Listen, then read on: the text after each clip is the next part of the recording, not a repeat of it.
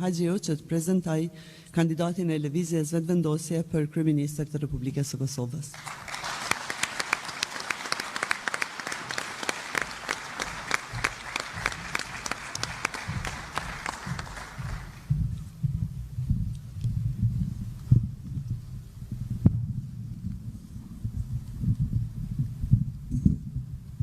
Të nderuar anëtar të Këshillit të Përgjithshëm të Lëvizjes Vetëvendosje, i nderuar kryetari i Lëvizjes Vetëvendosje dhe kryeministri i Republikës së Kosovës Albin Kurti, e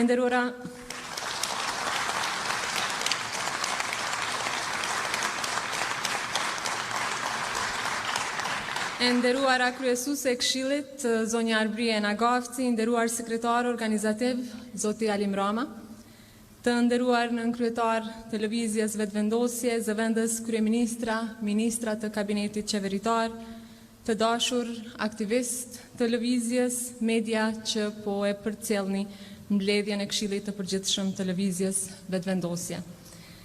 Në zgjedhjet e 28 dhjetorit të vitit 2025, qytetarët votuan me 51.1% për lëvizjen vetëvendosje. Mandati dhe vullneti i qytetarëve ishin të qartë, por ajo që pasoi tregoi edhe një herë se kush është i gatshëm të marrë përgjegjësi për qeverisjen dhe kush vazhdon ta mbajë vendin peng të kalkulimeve politike. Pak ditë më parë, për shkak të mos zgjedhjes së presidentit, u shpërnda një kuvend plotësisht legjitim, i dal nga zgjedhjet ku qytetarët e Kosovës folën qartë, drejtë dhe bindshëm. Vullneti i tyre ishte i padiskutueshëm. Mandati ishte i qartë, legitimiteti ishte i plotë. Dhe për një kohë shumë të shkurt, u votuan shumë marrëveshje të rëndësishme ndërkombëtare e shumë ligje që do të ndikojnë drejt për drejt në jetën e qytetarëve të Republikës së Kosovës. Por edhe kësaj radhe, në vend të respektimit të verdiktit qytetar, u prodhuan kriza artificiale dhe blokada politike që e quan vendin drejt zgjedhjeve të reja. Fatkeqësisht, kjo nuk është diçka e panjohur për qytetarët tanë, të njëjtën qasje kemi parë edhe vitin e kaluar për më shumë se 10 muaj me radhë, pengesa, vonesa, bojkot i organizuar dhe shmangje nga përgjegjësitë kushtetuese. Ky bojkot pra nuk ishte i rastësishëm as për herë të parë. Ishte një strategji presioni politik për ta futur vendin në një cikël të pafund zgjedhjesh, me shpresën se pasiguria dhe krizat e vazhdueshme do ta dobësonin vullnetin qytetar. Në vend që institucionet të funksiononin normalisht dhe të respektohej vullneti i qytetarëve, u zgjodh rruga e bojkotit dhe blokadës institucionale. Nuk kishte asnjë arsye që Kosova të shkonte përsëri në zgjedhje, sepse institucionet ishin legjitime, kuvendi ishte funksional dhe shumica ishte e qartë dhe e vendosur. Por kur nuk arrin ta fitojnë besimin e qytetarëve me votë, disa fatkeqësisht përpiqen ta sfidojnë atë përmes krizave artificiale. Ne hym në këtë proces zgjedhor pasi që bëm çdo përpjekje për t'i dhënë vendit një president me mandat të plotë 5 vjeçar. Vepruam me përgjegjësi, me seriozitet dhe me vullnet për bashkëpunim. Prandaj edhe pse kjo nuk është ajo çfarë kemi dëshiruar, sepse para nesh kemi shumë punë, shumë reforma dhe shumë projekte që presin të realizohen, sot jemi këtu me të njëjtin përkushtim ndaj Republikës tonë dhe ndaj qytetarëve të kësaj republike. Më lejoni pra t'ju uroj një proces zgjedhor të qetë, demokratik dhe dinjitoz, ashtu siç e meriton Republika e Kosovës.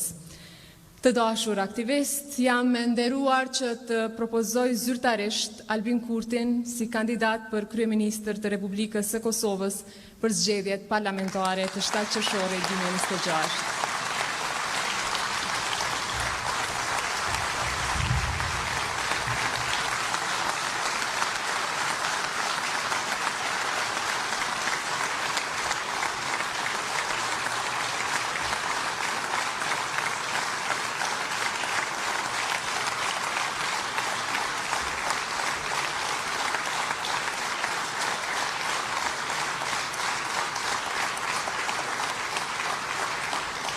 E propozoj sepse e njoh nga afër, e duke e njohur nga afër e them me bindje të plotë se ai nuk e ka kuptuar kur pushtetin as si rehati e as si privilegj. Për të pushteti ka qenë gjithmonë përgjegjësi ndaj qytetarëve, ndaj Republikës dhe ndaj brezave që e kanë dashur Kosovën të lirë, të drejtë, por edhe të barabartë.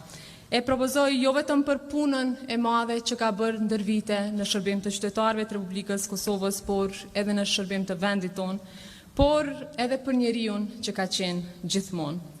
Për Albin Kurtin, shteti matet aty ku prek jetën e qytetarit, te drejtësia që nuk shitet, te puna që paguhet ndershëm, te shkolla që hap rrugë, te siguria që mbron dhe te dinjiteti që nuk varet nga lidhjet, mbiemri apo nga partia.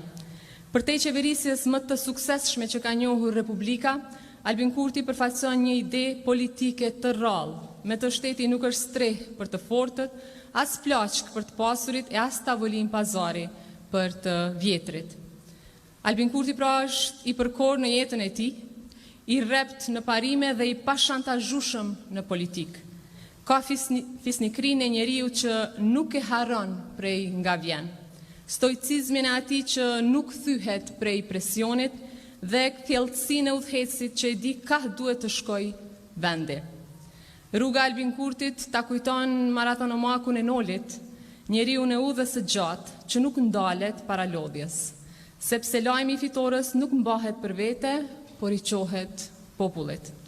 Kjo e bën të qartë pse nuk i trembet debatit, nuk e blen heshtjen me rehati dhe nuk e ndal hapin në moçalin ku të tjerët do donin ta mbanin Kosovën. Ai e di se përparimi nuk lind në amulli, përparimi lind nga lëvizja dhe mbahet me qëndresë. Të dashur aktivist, Albin Kurti hyri në politik me një ide të thjeshtë, dinjitetin e popullit të vet, të drejtën e tij për të vendosur për fatin dhe të ardhmën e vet, për vetvendosje. Dhe për këtë ide, ai pagoi çmim real. Për shkak të bindjeve e aktivizmit politik u përball me burgim, me përndjekje, arrestime dhe betejë të ashpra politike në çdo etapë të jetës së tij publike. Shumë njerëz do të ishin tërhequr, por ai nuk u dorëzua asnjëherë. Pra,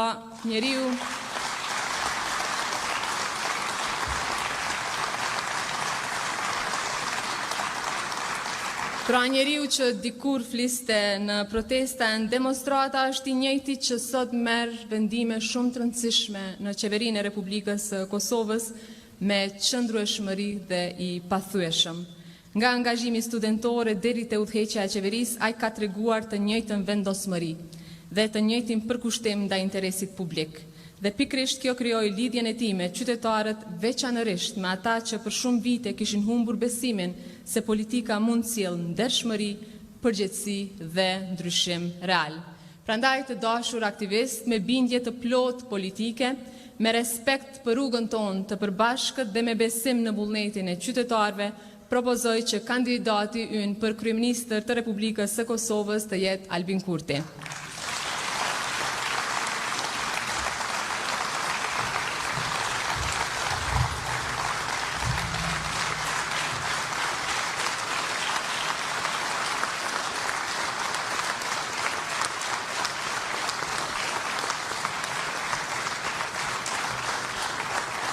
Sepse me Albin Kurtin, paknaqësia qytetare u bë organizim, organizimi u bë qeverisje, qeverisja u bë dëshmi se shteti mund të punojë në dobi të qytetarit, pra Albin Kurti u bë kryeministër nga mbështetja e madhe qytetare dhe aty e ka borxhin e vetëm politik. Për dallim prej të tjerëve, Albin Kurti ka borxh vetëm qytetarëve të Republikës së Kosovës dhe këtë borxh ai e shlyen me punë, me përkushtim dhe me përgjegjësi të përditshme, siç ka bërë deri më sot. Andaj 7 qershori është mundësia për ta konfirmuar Albin Kurtin si kryeministër të Republikës së Kosovës. Dhe 7 qershori është përgjigjja e Kosovës ndaj atyre që zgjodhen bojkotin në vend të shtetit. Faleminderit shumë dhe na prifte mbara.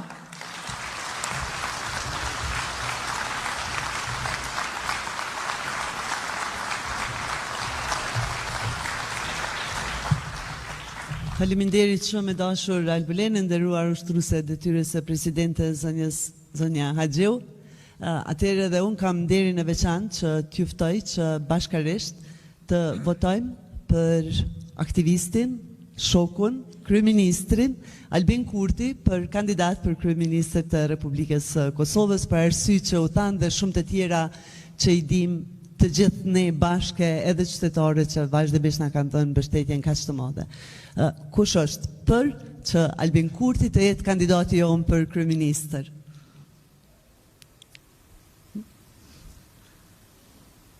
Faleminderit shumë, më thojnë që edhe pse votat këtu janë për arsye procedurale, të pyes a ka ndonjë abstenim ose është dikush kundër? Më njoftojnë që edhe votat e delegatëve tonë nga qendrat tona në Mërgat janë unanimisht për. Atëherë urime e na prit të mbarat të gjithëve.